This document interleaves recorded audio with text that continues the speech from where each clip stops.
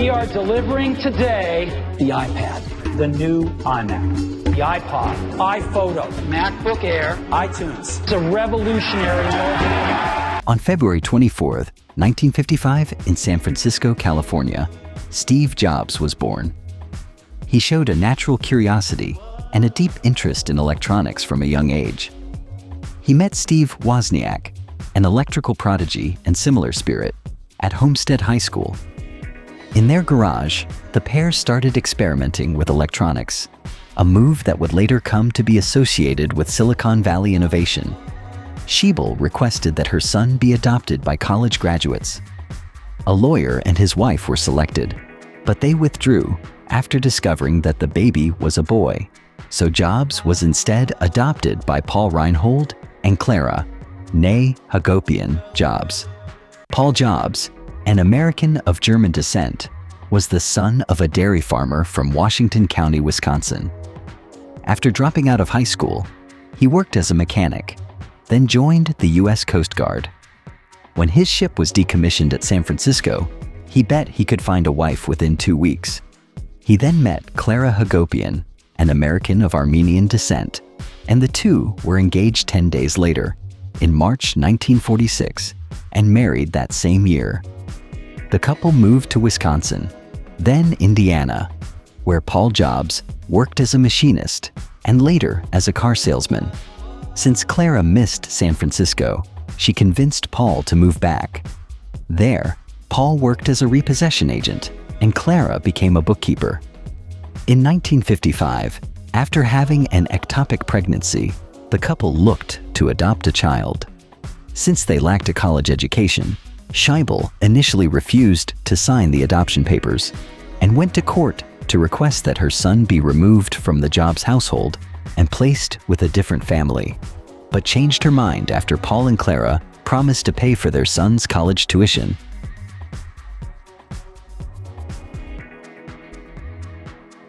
In February 1974, Jobs returned to his parents' home in Los Altos and began looking for a job. He was soon hired by Atari Inc. in Los Gatos, California, as a computer technician.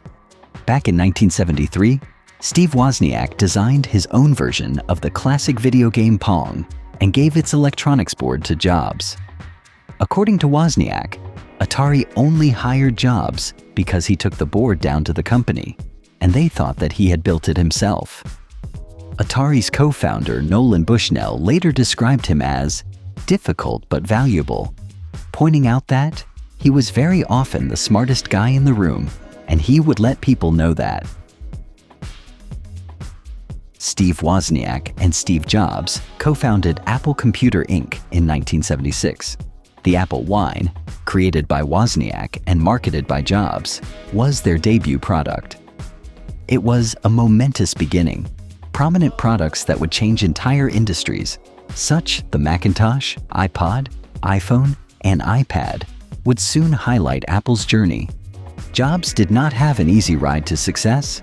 He was fired by the board of directors of Apple in 1985, but he did not give up. Rather, he acquired the animation studio Pixar and started Next Computer. In the end, Next played a crucial role in Apple's comeback, and Pixar produced successful films like Toy Story and Finding Nemo under Jobs' direction. Steve Jobs rejoined Apple in 1997 when the company was having difficulties. His innovative leadership brought the company back to life and produced a number of groundbreaking items. With the introduction of the iMac, iPod, iPhone, and iPad, Apple became the market leader and the world's most valuable publicly traded corporation. In 2001, Jobs was granted stock options in the amount of 7.5 million shares of Apple with an exercise price of $18.30. It was alleged that the options had been backdated and that the exercise price should have been $21.10. It was further alleged that Jobs had thereby incurred taxable income of $20,000 that he did not report, and that Apple overstated its earnings by that same amount. As a result, Jobs potentially faced a number of criminal charges and civil penalties. The case was the subject of active criminal and civil government investigations, though an independent internal Apple investigation completed on December 29, 2006, found that Jobs was unaware of these issues and that the options granted to him were returned without being exercised in 2003. In 2005, Jobs responded to criticism of Apple's poor recycling programs for e-waste in the US by lashing out at environmental and other advocates at Apple's annual meeting in Cupertino in April. A few weeks later, Apple announced it would take back iPods for free at its retail stores. The Computer Take-Back campaign responded by flying a banner from a plane over the Stanford University graduation, at which Jobs was the commencement speaker. The banner read, "Steve, don't be a mini player. Recycle all e-waste."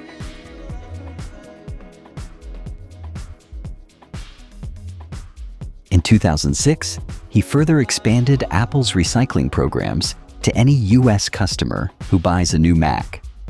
This program includes shipping and environmentally friendly disposal of their old systems. The success of Apple's unique products and services provided several years of stable financial returns, propelling Apple to become the world's most valuable publicly traded company in 2011. Jobs was perceived as a demanding perfectionist who always aspired to position his businesses and their products at the forefront of the information technology industry by foreseeing and setting innovation and style trends. He summed up this self-concept at the end of his keynote speech at the Macworld Conference and Expo in January 2007 by quoting ice hockey player Wayne Gretzky. There's an old Wayne Gretzky quote that I love. "I skate to where the puck is going to be, not where it has been."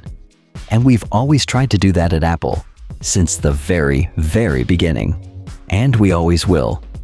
On July 1st, 2008, a $7 billion class action suit was filed against several members of the Apple Board of Directors for revenue lost because of alleged securities fraud. In a 2011 interview with biographer Walter Isaacson, Jobs revealed that he had met with US President Barack Obama, complained about the nation's shortage of software engineers, and told Obama that he was headed for a one-term presidency. Jobs proposed that any foreign student who got an engineering degree at a US university should automatically be offered a green card. After the meeting, Jobs commented, "The president is very smart, but he kept explaining to us reasons why things can't get done. It infuriates me." Steve Jobs was known for his unwavering quest of perfection. He once stated, "Innovation distinguishes between a leader and a follower." His dedication to producing goods that were not only useful, but also elegant and simple to use, made Apple stand out. This methodology has persisted in shaping product development and design throughout the technology sector. Although Steve Jobs' life was cruelly cut short on October 5, 2011, his legacy lives on. Numerous people all throughout the world are inspired by his success story to think differently, follow their passions, and work tirelessly toward their goals. Steve Jobs' success story is one of a visionary who persevered through hardships and setbacks in his mission to use technology to transform the world. His example encourages us to dream big, keep going when things become tough, and aim for perfection in all we do. Steve Jobs has made a lasting impact on the globe by serving as a constant reminder that we can all accomplish greatness and make a difference in the world if we have passion, creativity, and an unwavering pursuit of perfection.